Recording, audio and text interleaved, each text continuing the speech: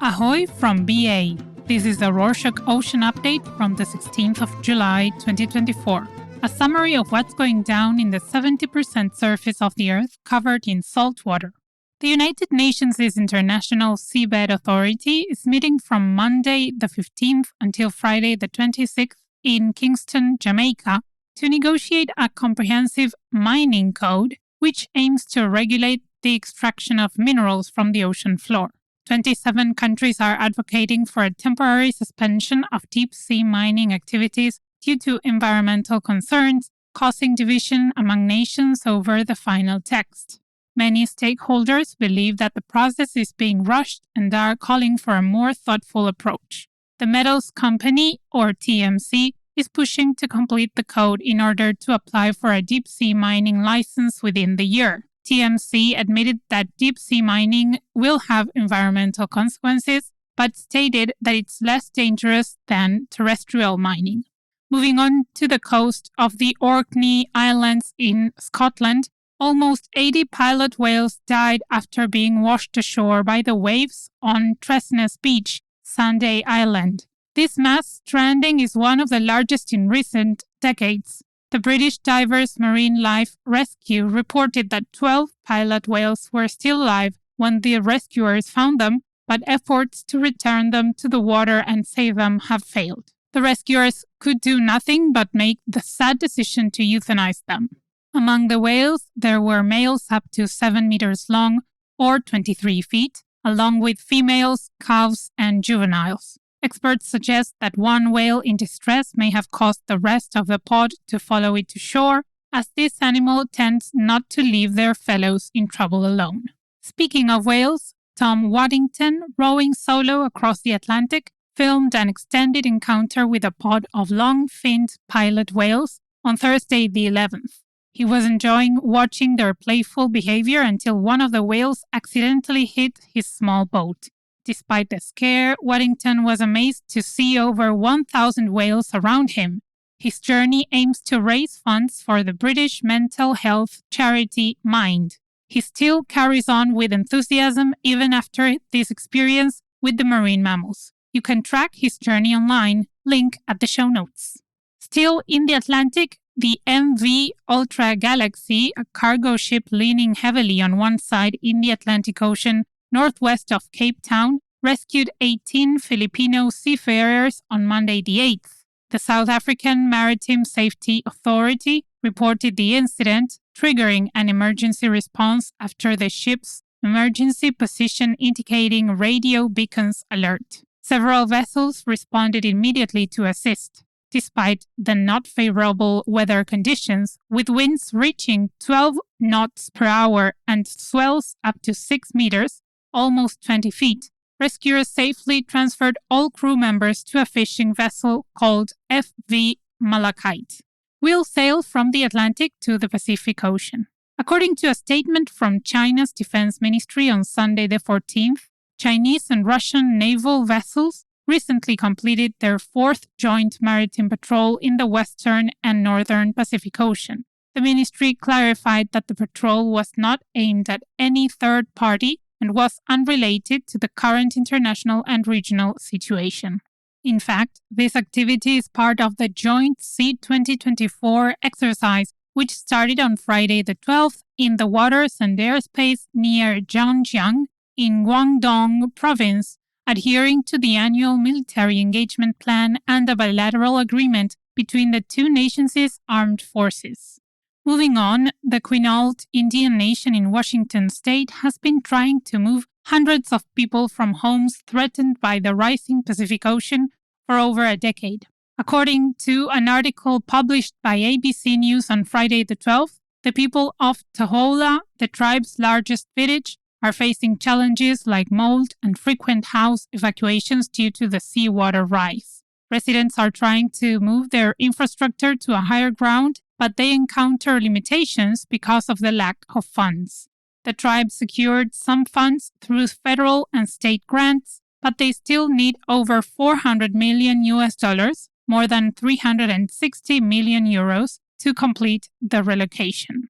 The need for action becomes more urgent as sea levels continue to rise, despite some residents being hesitant to leave their coastal homes. We'll now sail to the Indian Ocean. On Sunday, the 14th, Menu Mahawar, India's High Commissioner in the Maldives, called Mohammad Muizzu, the Maldivian president, at the president's office to reaffirm diplomatic ties and discuss bilateral cooperation. During their meeting, they reviewed various ongoing Indian projects in the Maldives and confirmed their cooperation. Both leaders reiterated their commitment to maintain peace and stability in the Indian Ocean.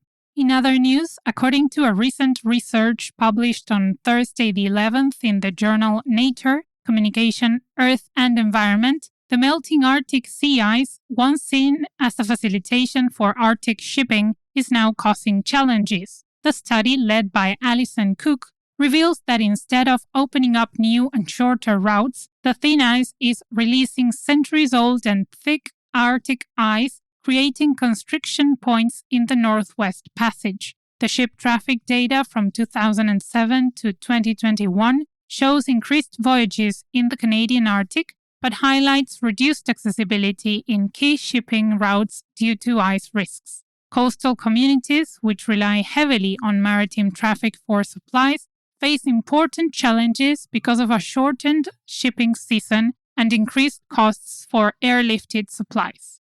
Want to know more? Check out the Arctic update with the link in the show notes. Let's go from one pole to the other.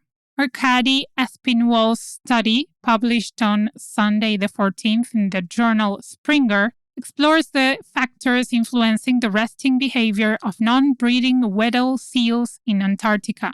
The research conducted at Cape Royds in 2017 reveals that seals tend to haul out more in the afternoon, driven by warmer temperatures and calmer winds. These findings are crucial for improving the management of Antarctic marine resources and understanding the broader impacts of climate change on the Southern Ocean ecosystem. They integrate environmental parameters into previous research to refine the techniques to monitor animals' population. This approach supports the comparisons of seal abundance across different sites, particularly in the Ross Sea region and coastal Antarctica, where climate changes in sea ice extent are increasingly affecting seal habitats. On another note, the Panama Canal Authority is mitigating the drought impacts that have reduced canal capacity since June 2023, a topic that we have discussed in many of our previous shows. Although Gatun Lake's water levels, crucial for canal functionality, hit their lowest in April 2024, recent rains have restored them, allowing normal ship traffic to resume. As of Thursday the 11th, the Canal Authority increased daily transits up to 33 vessels, with a further rise of one more vessel planned for Monday the 22nd. The maximum ship draft also increased from 45 to 46 feet, or 14 meters, on Monday the 15th.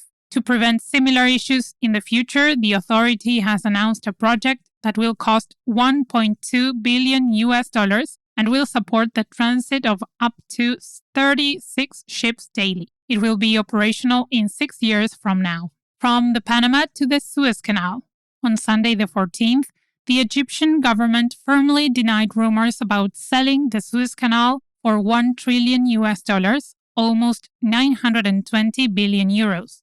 The Egyptian Cabinet's media center confirmed that the audio clip that is spreading these claims around is fake. The Suez Canal Authority reaffirmed that Egypt retains full ownership of the canal and has complete control over its administration, functioning, and maintenance. Furthermore, all operators in the canal will remain Egyptian citizens.